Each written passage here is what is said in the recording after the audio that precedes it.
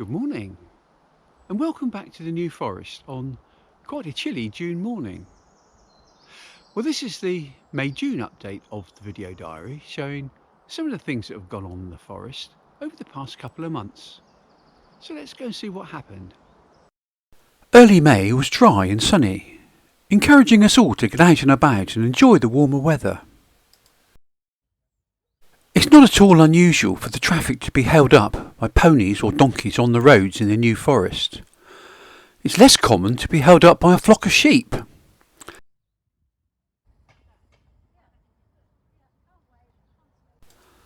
May is the time of year when selected New Forest stallions are let out onto the forest for a few weeks to make friends with the lady ponies.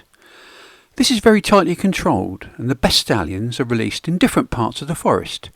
20 in total this year.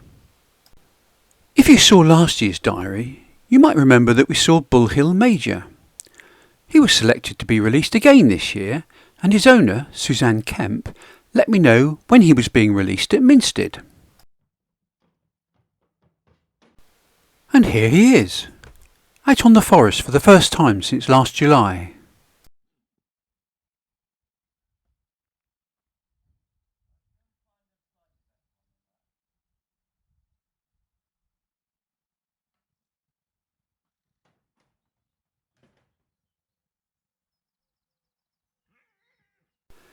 He soon attracted a crowd of admirers, and after a short period of bucking and sniffing, they all disappeared on a lap of the cricket pitch.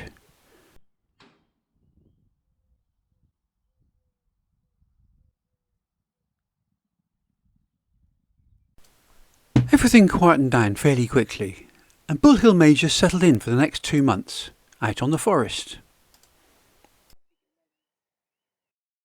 These are cuckoo flowers, otherwise known as lady's smock, and they get their name because they appear at the same time of year as we hear the cuckoo.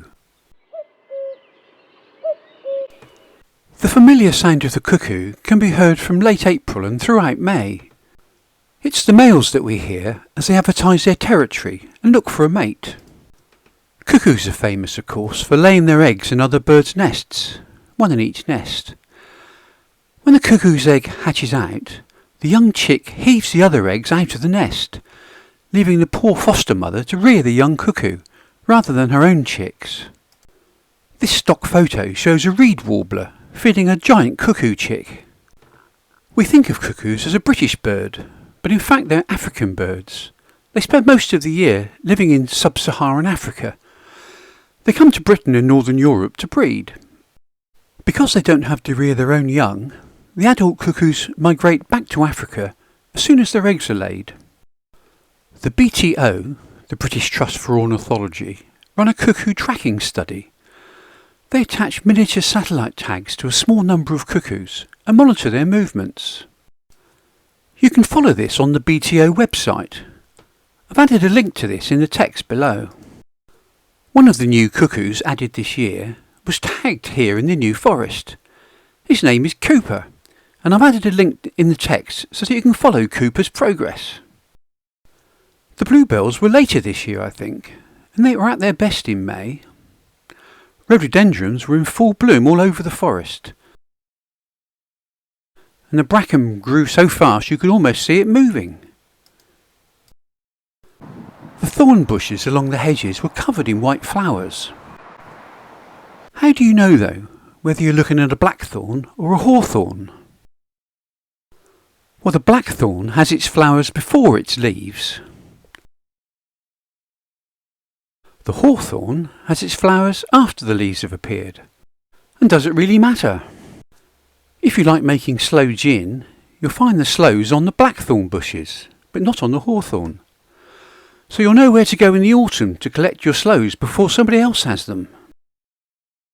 In early June, we celebrated the Queen's Platinum Jubilee, 70 years since she became Queen of the United Kingdom. Events and tea parties were organised in almost every town and village, and the bunting manufacturers did very well.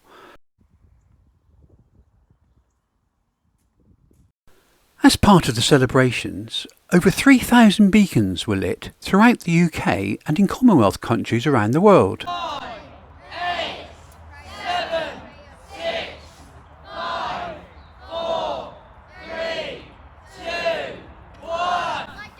majority of these beacons were in Hampshire, and this is one of the beacons being lit in the New Forest.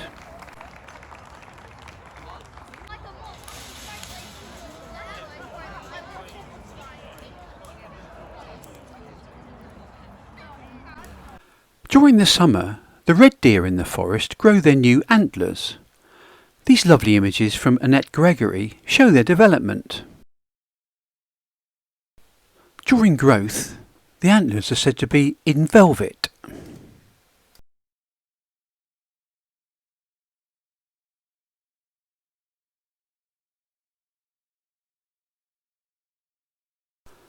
The fallow deer also grow their new antlers at this time.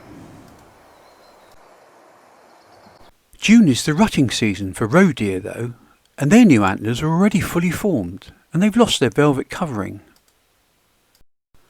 We had some heavy showers as June progressed, and then we had a heat wave for a few days. The new foals certainly improved with the warm weather.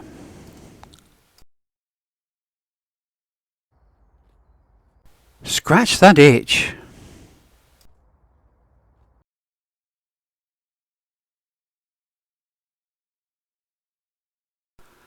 Wimbledon tennis started in the last week of June, and right on cue, the heavy showers returned.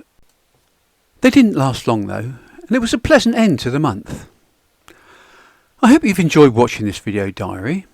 If you did, please give us a thumbs up and subscribe to our channel to see more diary updates and other similar videos. Thanks for watching.